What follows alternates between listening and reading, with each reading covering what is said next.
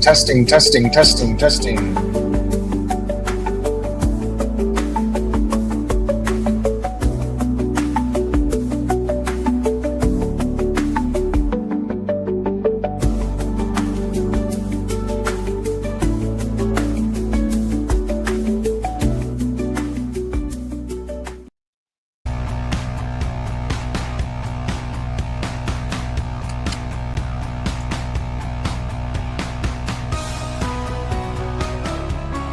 Greetings, Rebel fans. My name is Jason Kelly. This is the Let's Run podcast. I want to welcome you all to the show tonight. A special episode that is outside of our normal programming. There is no game tonight, obviously. There's a very good game going on up in Boise, with Utah State traveling to Boise, Idaho right now. I'm not exactly sure what the score of that game is. I won't say it on live just in case anybody's watching that game delayed. Thanks for the timestamp, bro. For like when I was going to go live. I think that's what you mean. No problem. Hopefully that's what you meant. If it isn't, put it in the comments. Welcome to the show tonight, everybody. I want to thank you for taking the time out of your day to listen to, to listen to this situation. It's been kind of a tough day on UNLV Twitter. It's been kind of a tough week. It's been a tough couple of weeks, actually. In fact, I would say for UNLV basketball, it's been a really tough season. There have been really, there has been a lot of toxicity around UNLV basketball, including some, maybe a lot, depending on your perspective from yours truly, from me. There has been I don't want to call it drama, but there's been a lot of fan discussion about, the emergence of kind of this burner community that has happened in UNLV basketball and UNLV Twitter in general, the benefits and negatives of those things. And what I want to do tonight is kind of break down what I see, in this conversation, what I think are the reasons why UNLV basketball fandom, especially UNLV basketball Twitter, is so toxic, which it is, to be honest. I think there are definite reasons as to why that is.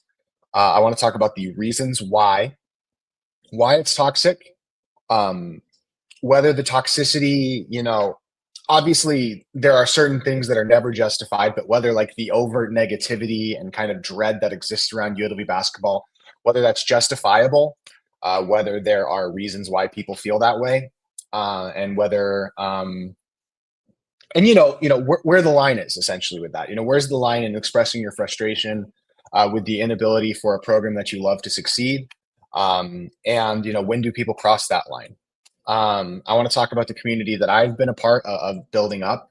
That we have in UNLV online Twitter burner space. This is a community that really didn't exist a couple of years ago, and I think without the success of UNLV football, I think it would have been really tough for my podcast to gain any traction.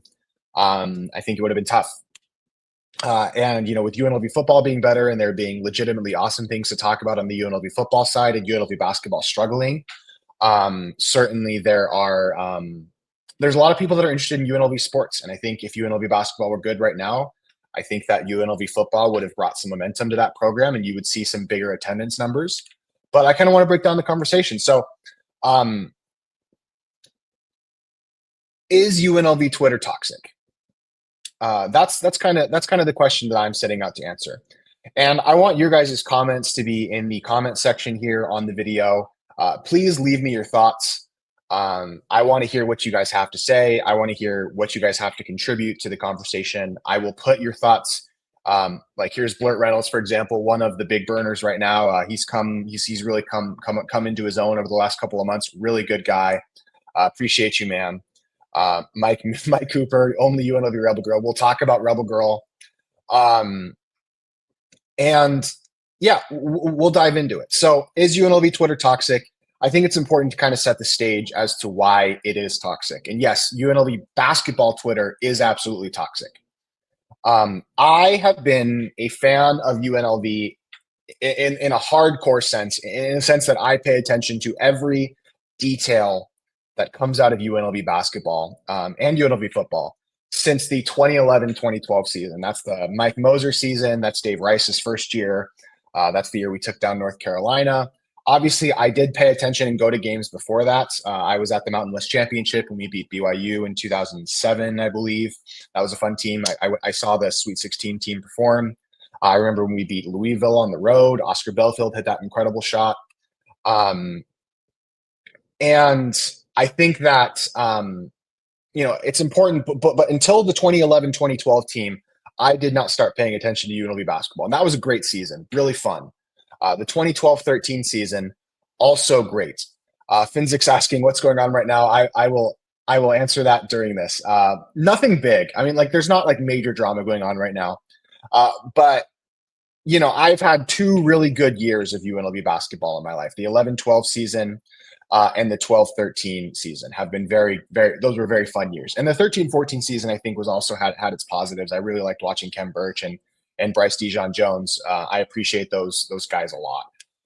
But since then, since the 2012-2013 season, UNLV basketball hasn't had a relevant team, really.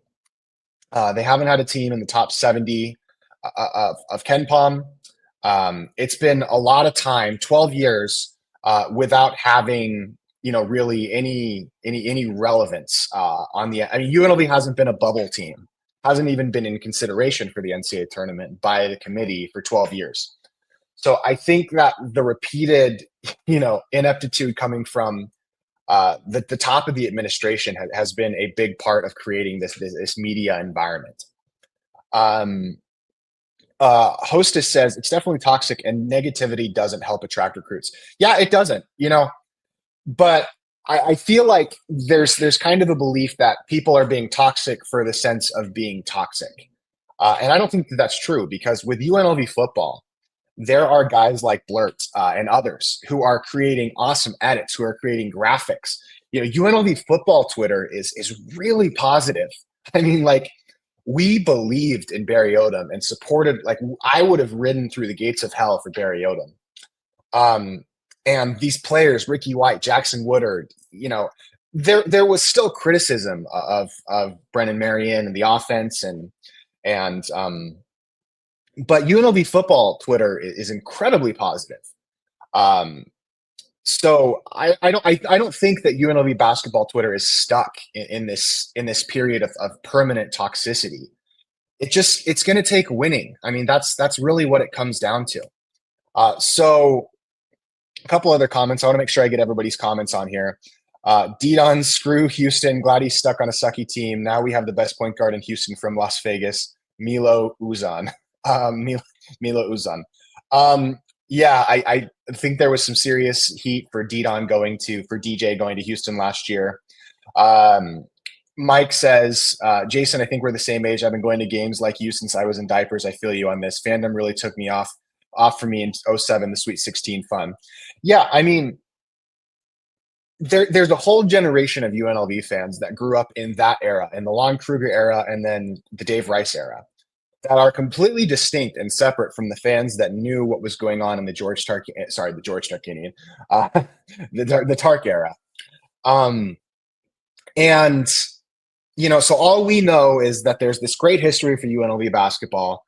And we had those really fun Lon Kruger and those Dave Rice years. And then there's just been a lot of nothingness basically since then. UNLV hasn't had has had one top 80 KenPom team or one top 70 KenPom team in the last 13 years. That was last year. We went to the second round of the NIT, the third round of the NIT. But there just hasn't been a lot to be positive about. And UNLV Twitter during the Marvin Menzies era and during the first couple of years of the Kevin Kruger era was pretty dormant. People still cared about UNLV basketball, but Marvin Menzies wasn't a good coach. I think that there were some arguments that you could have made for Marvin Menzies to remain the head coach for a fourth season, but ultimately you look at what he's done at Kansas City since leaving UNLV.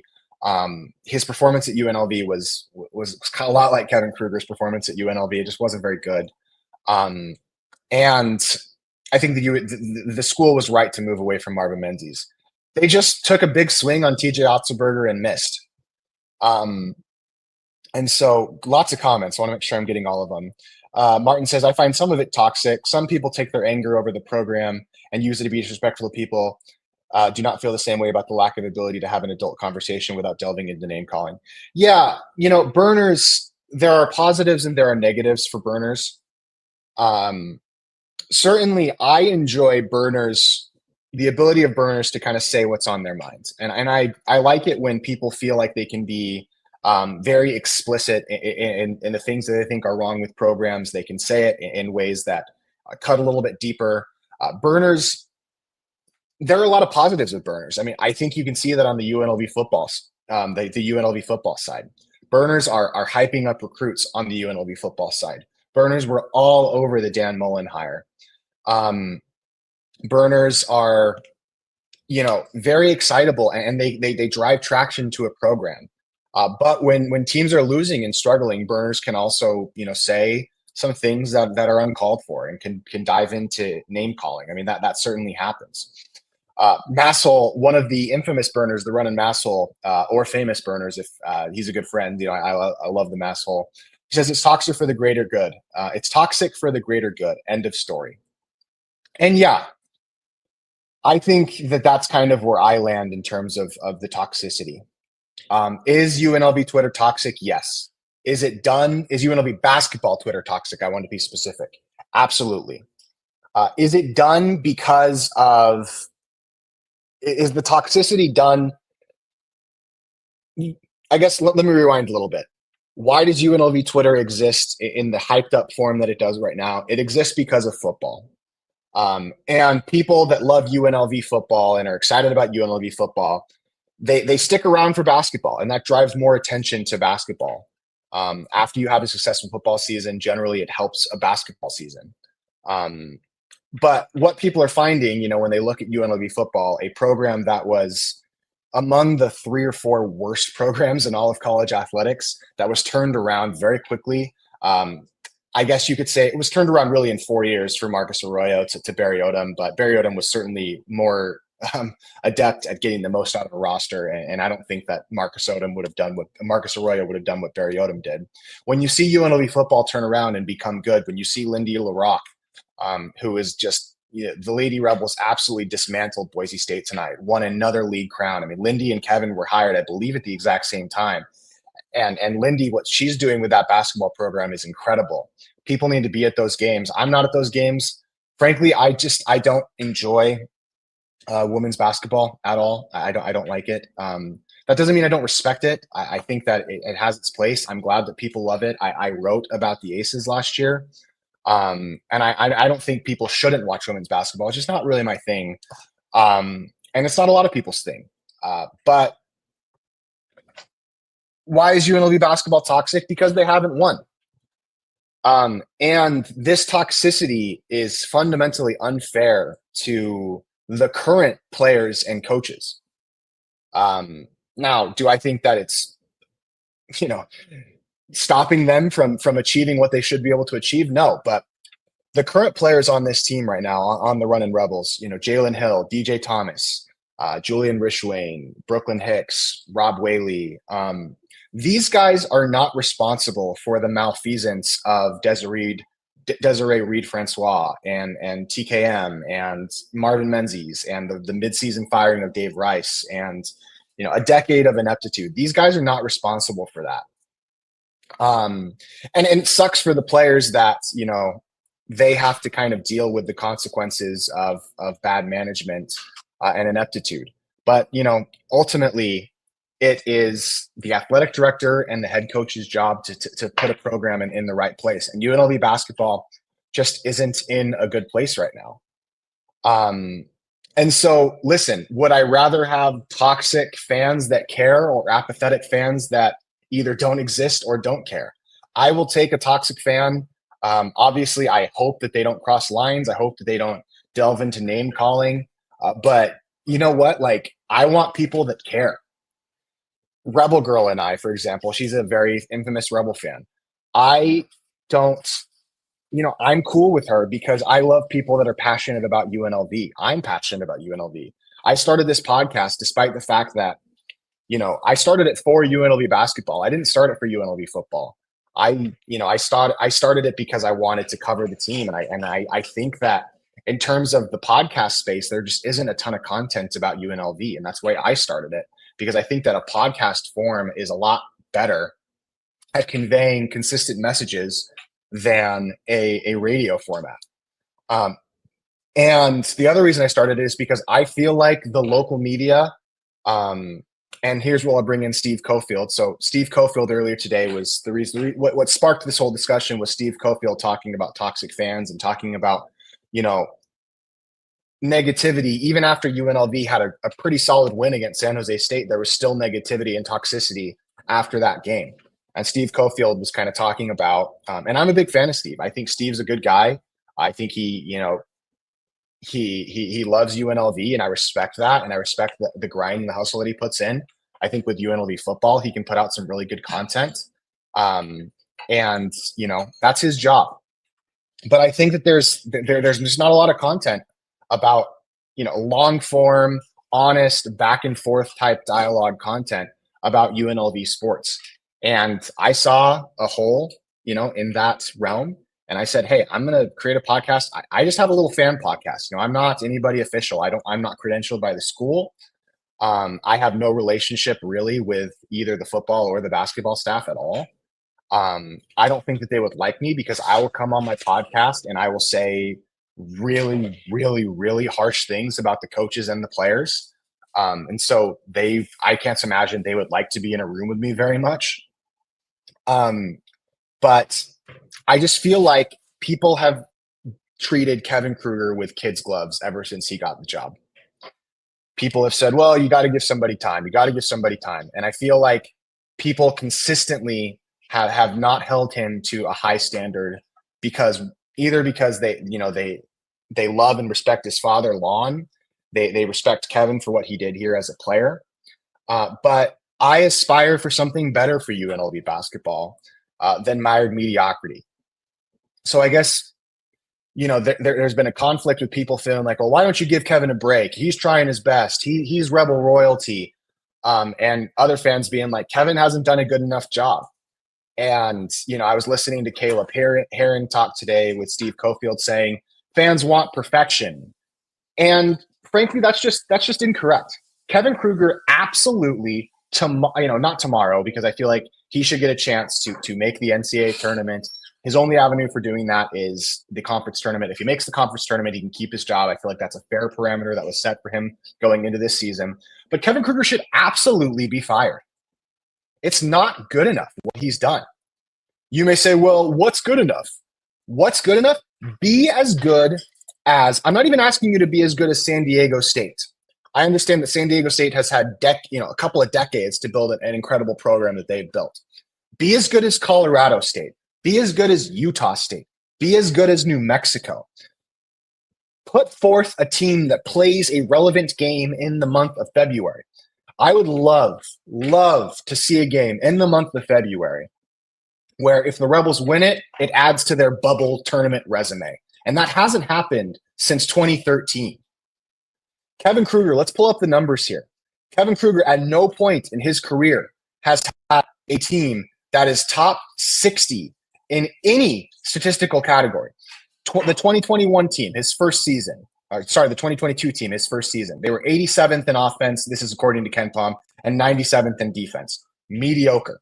The 2022 team, they were 136th, the 2023 team, they were 136th in offense and 79th in defense. Not good enough. Last year's team was 71st in offense and 97th in defense. And this year's team is 159th in offense and 66th in defense. Be a top 60 team.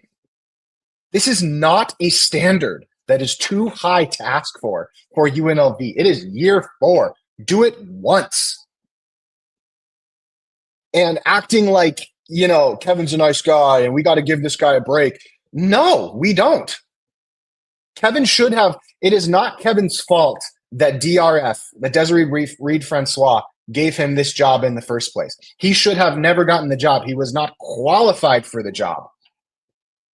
It is not his fault that he got the job. It is not, I don't know how, he lost his staff after the first season. Hartman left, and he had to replace them after the first season. I don't know what was his fault or not on that.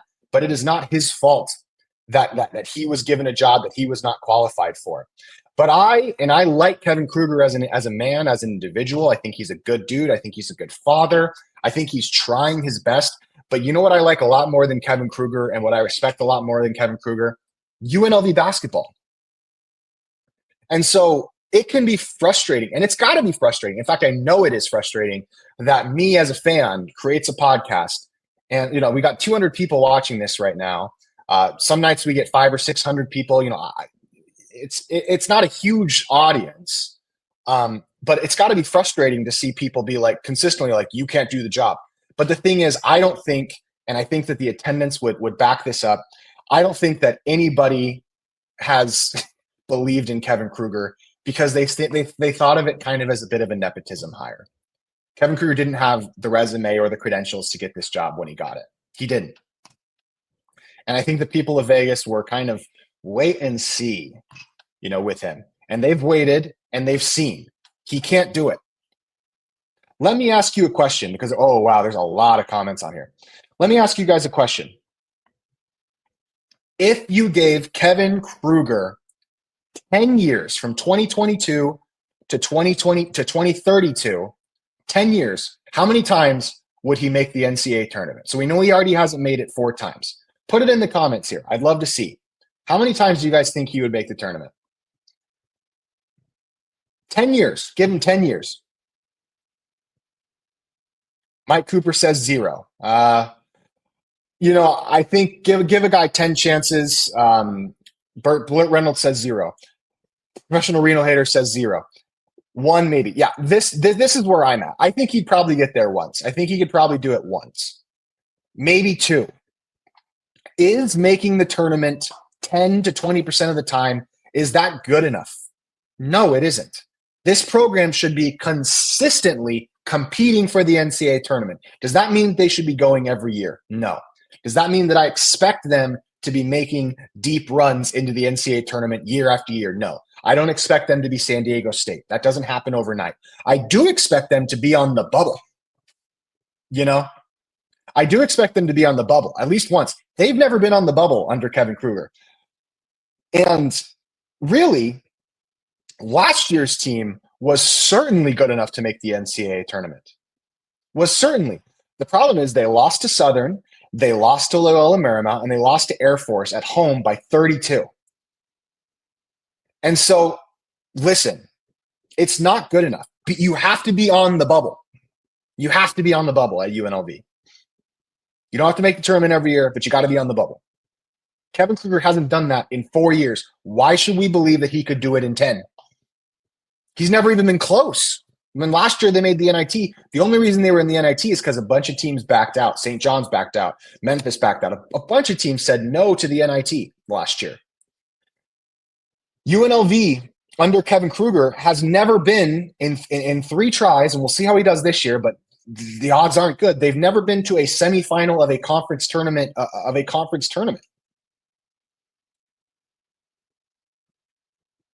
Semifinals. We're not asking you to win the conference tournament every year. Go to the semifinals. 0 times. And look, this goes back, and this is why it's a little unfair to Kevin Kruger, and it's a little unfair to the players. And I feel bad for them because the toxicity goes too far. It is not Jalen Hill and DJ Thomas's fault that DRF hired Kevin Kruger. It is not these players' fault that they hired Marvin Mendes and that they fired Dave Rice midseason and that they hired TJ Otzelberger, which was a mistake, and that they tried to hire Chris Beard, which was a mistake. And that's unfair to them, and I feel bad for them. And I'm sure that if Kevin Kruger was in a room with me, and I've shaken Kevin Kruger's hand before, I don't think Kevin Kruger is a person that's online perennially. I don't think he could care less about my little fan podcast that I do, certainly. But it's not good enough. So you may say, all right, well, let's look at Kevin Kruger's rate. He's had a winning season every single season. What you have to understand about the Mountain West, he was 5th in his first year. He finished, I believe, 7th in his second year, 4th last year, and he's on track to finish 6th or 7th this year. What you have to understand about the Mountain West is the Mountain West has 7 programs that are solid, really good, and 4 programs that are poo-poo caca, that are terrible. Wyoming, San Jose State, Fresno State, and Air Force. You're always going to finish in front of them. Those programs do not invest their resources. They're also outside of Fresno State programs that we're going to be stuck with in this new crappy version of the Mountain West, by the way. But you have a whole bunch of programs that do not invest into basketball. So the Mountain West, you are starting at 8th or 7th in the Mountain West because those other programs behind you, they don't invest into basketball at all. So you're not starting, well, we finished top 5, we finished top 4, finish 3rd or 2nd.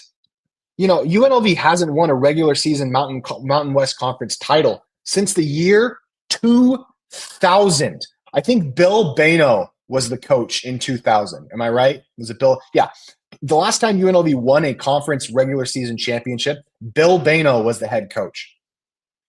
That's actually kind of wild that Lon never did it. I can't believe Lon never did it. But listen, it's not good enough. You've had 4 years, Kevin. Is Kevin Kruger? I think I've been a little harsh. I actually think Kevin Kruger is a better coach than Marvin Menzies. I do. Is Kevin Kruger a bottom of the barrel, the crust at the bottom of the toilet? Did Lon do it in 2008? My mistake. Lon did in 2008. I saw that stat. I know that they did it in 2000, so I could be totally wrong about that. Again, I was pretty young. I was only 6 or 7. I was maybe 12 in 2008. So I wasn't that old in 2008, and I wasn't paying as close attention as I am now. But I'm talking about the regular season title.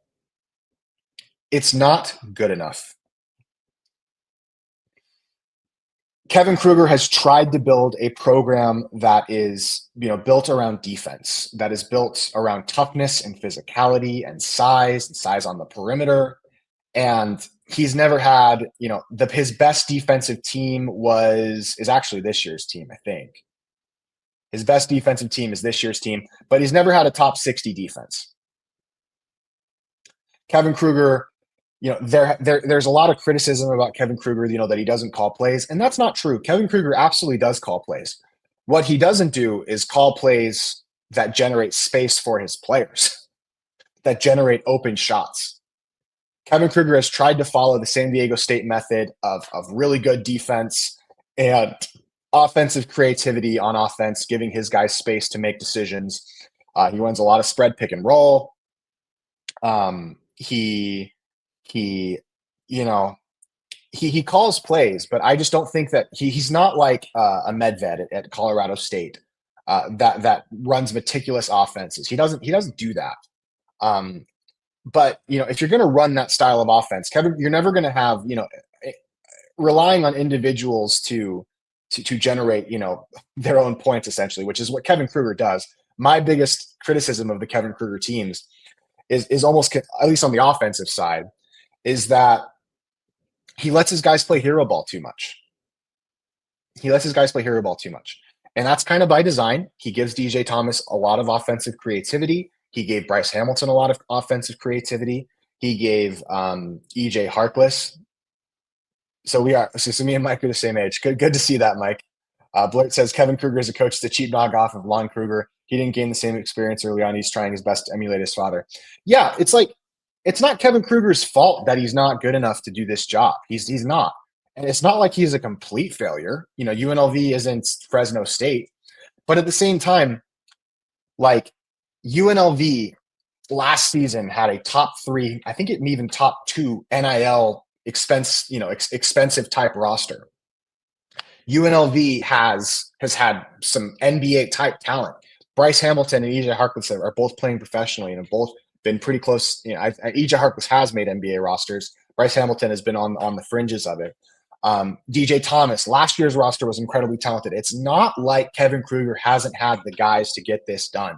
Last year's team absolutely was good enough. And if Kevin Kruger had just make top 2, so when I say top 2, I mean in terms of amounts of money paid for the roster from NIL collectives, etc.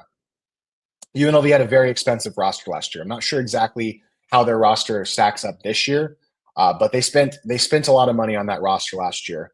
And if Kevin Kruger had simply made the NCAA tournament, even if he'd been blown out in the first round, it would be okay. But when you're in a drought like this and you have a team that's good enough to make the NCAA tournament and you blow it by losing to Southern, LMU, and Air Force, like, what are we supposed to? Why are we supposed to believe in you, dude? Why? And you see that by the Thomas and Mack being a cavernous mausoleum of depression. It sucks sitting in that building that when I was growing up was full and raucous and loud and full of proud fans, and coming to it now and it's empty. And really, the message Las Vegas is sending to UNLV is, we do not believe in Kevin Kruger. The city does not believe in Kevin Kruger, and Kevin Kruger has not at any point proven the city wrong. And if you say, well, if they won, who knows if they'd come back anyway? They came back for football, or they came for football. UNLV was a terribly, even in the Marcus Arroyo days, and Allegiant has a little bit to do with this as well. But UNLV football was getting 40,000 plus people at those games. And they got 44,000 at Boise State. They got 42,000 against Reno. They have 3 games with 40,000 people there. People are willing to come if they believe in the product. It doesn't happen overnight, but you have to give people a reason to believe. And UNLV hasn't given, Kevin Kruger in 4 years hasn't given the city of Las Vegas a reason to believe. And so is he a nice guy? Does it suck to, because I'm not connected to the school, I have no problem saying, fire the guy, fire him, ship him out of town. He needs to go. And does it suck? Is it sad that this guy couldn't do it? Yes, it is. It's absolutely sad. Yeah, UNLV football got 35,000 at home with the Vegas Golden Knights playing at the same time. People will come if people believe, and people don't believe.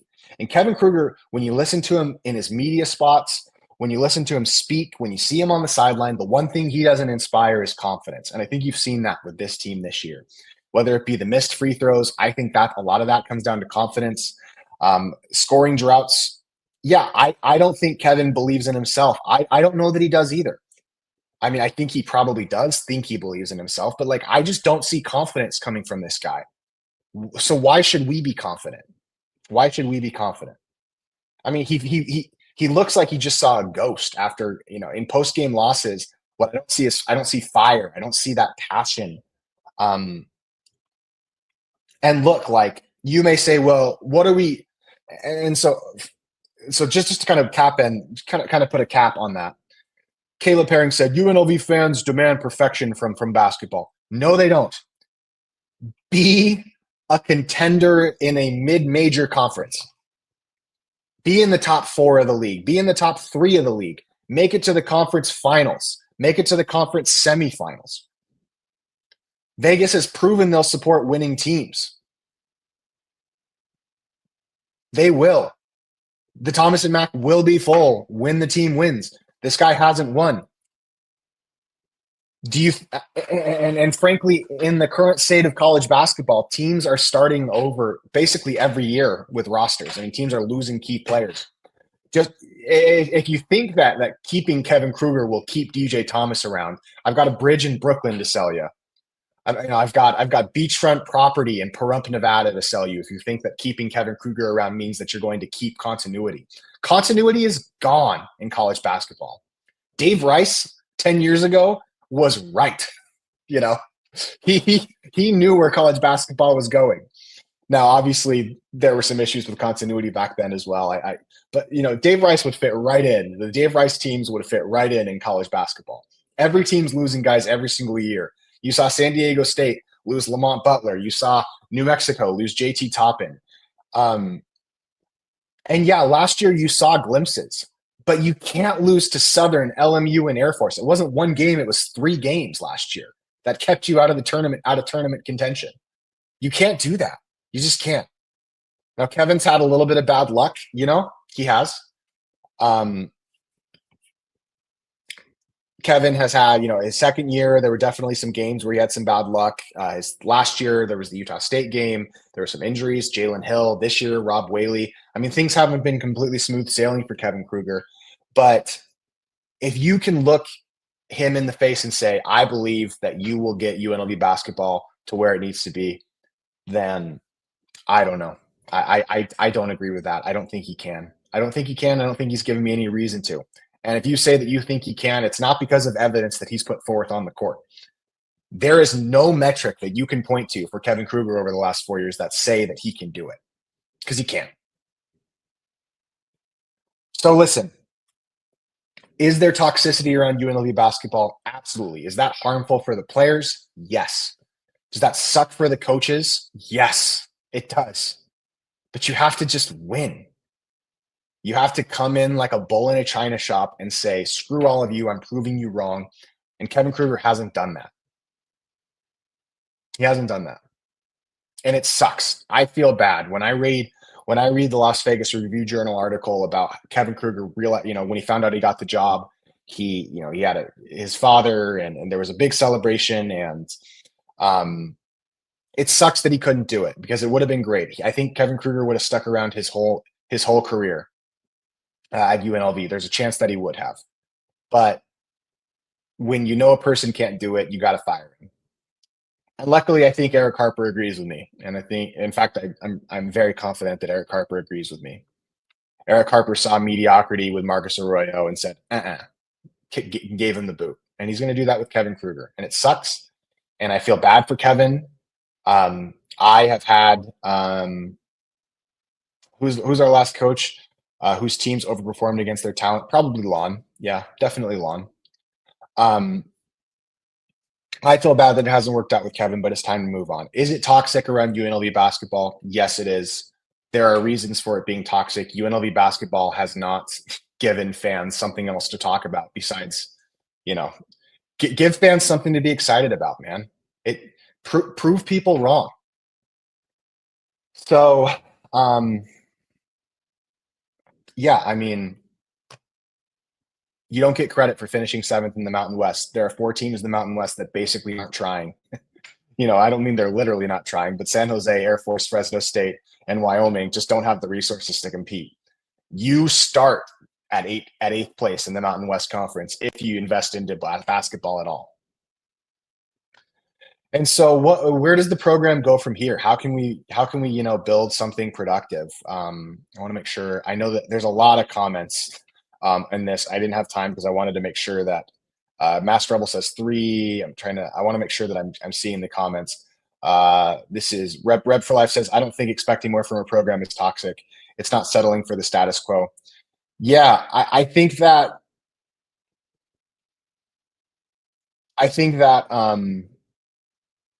TJ's first year, no one thought UNLV second. Yeah, TJ's first year was pretty good as well. I think that UNLV football has really brought out a segment of UNLV fans that see that things can be done, that aren't, that just aren't going to stand for it anymore. Seeing the success, okay, a lot of comments here. I'm so sorry, guys, if I'm not going to get everybody's comments tonight. I think the part about the Burners is they try to do more. I like about the Burners that they do more reporting and coverage than most other things. But I think that this is because they fill a void left by very little media coverage compared to KU baseball, which isn't even the second biggest sport at KU. UNLV basketball gets so little coverage compared to KU baseball. Yeah, I mean, there's just a void. And Burners and myself, and we filled it in. We filled it in. We've seen a space where there can be community. And listen, if you want to get fans involved, if you want to build something, the one thing that you have to do in order to keep fans engaged consistently is build community. And the Burners do that. Some of these Burner guys, I mean, I've met quite a few of them. Some of these Burner guys are some of my better, they're good friends of mine. I really like these guys. They're awesome. I really do. The people that I've met doing this podcast and covering UNLV athletics are really great people, and people that I would not have met otherwise. All we have is state-run media by UNLV. Can't say anything negative. Yeah, I mean, you get a little bit of negativity coming out of the RJ and the Sun, But you have so many people that have direct connections with UNLV that go back so long that just don't want to be, that are around the teams all the time. Like Steve Cofield is consistently around UNLV basketball. If he was coming on his show every day and going scorched earth on Kevin Kruger, it would not make him any friends. Whereas me, I don't really care. I can go scorched earth. Want to make sure I'm getting everything important here. But ultimately, the only cure to this is winning. UNLV football has proved that. My mom says, this is my mom, not sure the path, but I have every confidence that the Running Rebels will rise again. I will never stop believing. And that's the thing, guys. I absolutely believe. Look, I have been, yeah, without the burners, who would care to talk about this program right now? We drive discussion, like we have a community. How do you get to be considered a burner? I'm not even sure what that means, though. So, I guess let me explain. A burner account is somebody that creates an anonymous Twitter account. Usually they have a name. So here, Professional Reno Hater is a burner. This is obviously his name is not Professional Reno Hater. Obviously, he creates a burner account to say things that he wouldn't say on his personal account. Just create an anonymous profile, and you can be a burner too. Anybody can be a burner. Bring on the burners. Guys, I believe that Eric Harper, despite my frustration with him about the Pac-12 situation, I believe that Eric Harper is actually going to knock this hire out of the park. I think that we have the ineptitude of DRF is gone. Eric Harper has turned around football. 18 months from now, guys, I just want you to see this vision. See this vision. Sure, it's going to be in a watered down Mountain West conference, which will suck. But 18 months from now, we're going to have awesome 14,000 people at a game versus New Mexico with the Thomas and Mack. We're going to do that again. We're going to build it. But to build it, you have to have belief. I don't believe in Kevin Kruger. I haven't since really about halfway through his second season. I'm going to give this new guy, whoever they hire, I'm going to give him. I'm not going to expect them to make the Mountain. I'm not going to expect them to make the Mountain West tournament final next year and make the NCAA tournament. It does take at least 2 years, I think, is really where you can start seeing how good a coach actually is. So I don't think it's going to be fair for Martin. You don't have to be anonymous. You can just use your own account. You can be a part. I'm not a burner, but I'm a part of the burner. The burner brigade, because I just associate with them. You don't have to be anonymous to do it, but you can be if you want to. I have full belief and full confidence that Eric Harper is going to nail this hire. I feel bad that Kevin Kruger hasn't worked out. The piling on Kevin Kruger, the reason why that happens is because there's nothing else to talk about. This team this year has been kind of, there hasn't been a ton to say about them in terms of covering them from my podcast. They haven't won a lot of huge games. They had that really fun stretch where they beat Utah State and San Diego State. But out of that, besides the Wyoming home game, they've beaten the bad teams and they've lost to the good teams. The reason why the Kevin Kruger, Kevin Kruger sucks, fire Kevin Kruger content exists all the time, 24/7 on the app, is because really there's people want to talk about UNLV sports, and there's nothing interesting to say about UNLV basketball right now besides fire Kevin Kruger. And you may not find that great. And look, I get it. If it's grading, it is. Twitter is a Times Square. UNLV basketball content, it's all a Times Square. A square where people can say whatever they want. And people are going to say whatever they want, and people are going to listen and give likes to that. Putting out stuff critical of Kevin Kruger gets you attention on Twitter. It just does. And that's because people don't think Kevin Kruger can do the job. People think he's a bit of a nepo hire, and he is, and it sucks. And I feel bad for the players. I feel bad for the other coaches.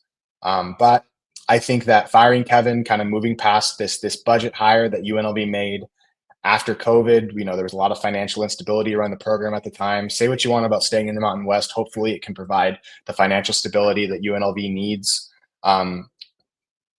It's time to turn a new page on UNLV basketball. UNLV football has given us the roadmap, and I have full faith and confidence that it will get done. So, guys, I want to go through. I was saying some stuff on my personal account attacking Reno fans, but I figured it'd be smarter to create a burner. Yeah, go after the Reno fans. Always okay with that. All we need is Hey Reb. Yep, absolutely. It's time to bring back Hey Reb. I'm not saying that you have to bring back Hey Reb in the exact form that he was in previously. Um, I get that's, I think that's a lot of the talk about a lot of the talk about Hey Reb is so ridiculous. Hey Reb was a great mascot. He was amazing. Loved Hey Reb. He was not a racist signal or icon or whatever. A lot of getting rid of Hey Reb was done by people who aren't at UNLV anymore, who don't care about UNLV, that just wanted to be a part of changing something because everybody was obsessed with change in 2020. Bring back Hey Reb, even if you have to modify him a little bit. Okay, I want to make sure Fresno. I want to make sure that I get all the comments for people. Yeah, I mean, guys, just build community, make friendships. I'm sorry that I'm sure that there might be. I don't know if there are any players or anything or coaches or whatever. I know that players and coaches have seen my podcast, but I'm sorry that you guys kind of get the bad end of the stick often. Players do. But we have 300 plus people at 9 o'clock at night listening to me talk about UNLV basketball. There's still interest in this program. There is. People just need to believe, and there's a lot of victims in the last 10 years of UNLV basketball. A lot. Yeah, even Wyoming has made the tournament. Yeah, be as good as Utah State and Colorado State and Boise State. Just do that. We're not asking for perfection here, guys. We're not asking for perfection. So guys, I want to appreciate you guys. I want to just tell you guys how much I appreciate you. My following has gotten a lot. Summary: good enough is not good enough. Well, it's not good enough. Like, this is not good enough. There is no good enough going on inside UNLV basketball right now. It's not terrible. It's not bottom of the barrel, but with the resources that you have, if Shaquille O'Neal had entered the NBA, made one All-Star team and never won a championship, we'd be disappointed with him, even though making an All-Star team is a great accomplishment. UNLV is not starting from zero. They're not Fresno State. They're not San Jose State. We need to expect more from them, and we don't need to expect them to be Duke and Gonzaga, but we do need to expect them to be at least what Colorado State is doing right now. So, guys, I appreciate you. I hope that you can give each other some grace. I hope that you can be kind, to your other fellow UNLV fans. But I want a passionate fan base, and I want to be a part of building up a passionate fan base. And I don't believe in Kevin. I don't believe in him. I don't. And I would love Kevin to prove me wrong. That'd be great. If Kevin can prove me wrong, that would be wonderful. But I got to have a coach that I can believe in. I didn't believe in Marvin Menzies, really, especially after the second year didn't go well. I believed in TJ Otzelberger, but there was some weird scenarios with that. I have no idea. Actually, I do know why. The TJ Otzelberger story. We won't go into that right now. But guys, that's all for tonight. I'm going to end the show there. I will treat everyone with respect, even if we disagree, unless you're a Rebel Girl. Yeah, there's some really odd characters on UNLV Twitter. Enjoy the intricate people. Enjoy the just try and take people where they are and support them and try and befriend them. But guys, have a great night. Appreciate you. God bless you. And let's run.